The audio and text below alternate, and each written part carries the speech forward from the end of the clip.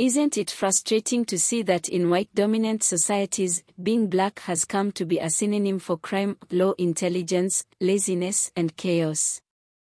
Are black people feared? Was it always this way? Why have African people historically been seen as a threat? Let's think about this. In my opinion, the first reason would be the fact that African people were and still are very intelligent. No one embodies this more than Thomas Full. He was born in 1710, somewhere between present-day Liberia and modern-day Benin. Also known as the Virginia Calculator, Thomas was an enslaved African renowned for his mathematical abilities. Africa is the home to the world's earliest known use of measuring and calculation in basic and advanced mathematics. The oldest mathematical instrument is the Libombo bone that was discovered in Swaziland. There is also the Ishango bone that was discovered in DRC. In Timbuktu, many scripts that were mathematical and astronomical in nature have been found, a testament to the advanced knowledge that pre-colonial Africa had. African magnificence can also be seen in the Great Zimbabwe ruins. So amazed were the exploring Europeans at that city of old that they claimed it wasn't built by Africans at all, but by Phoenicians or other groups from Asia or Europe.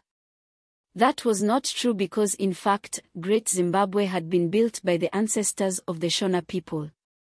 In the same breath, upon observing the greatness of the black African man and woman in the land of Egypt in the year 1787, Count Constantine da Volney exclaimed, "Just think, that this race of black men, today our slave and the object of our scorn, is the very race to which we owe our arts, sciences, and even the use of speech."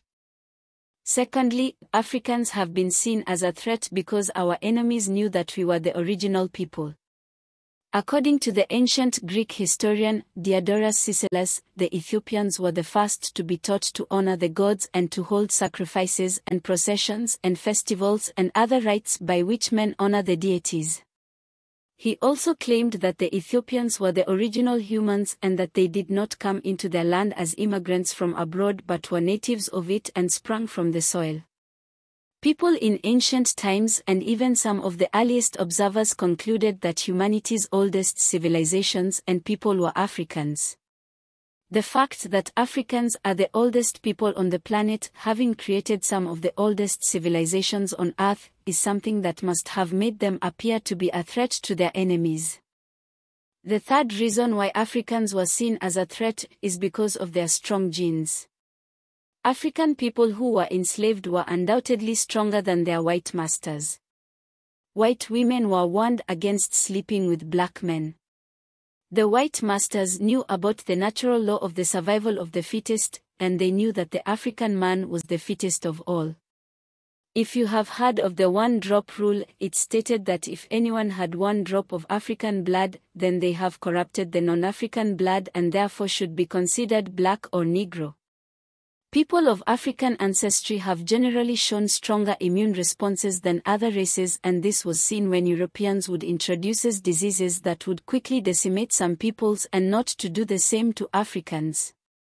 Having such a genetically superior people was a huge threat to the enemy.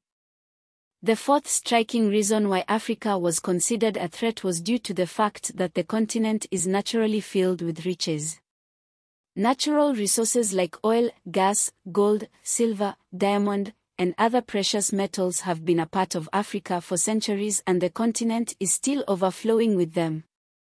Several Arab explorers had written about the magnificent riches that Africa was filled with. Al-Fazari called Ghana the city of gold, and the king of Ghana the wealthiest sovereign alive.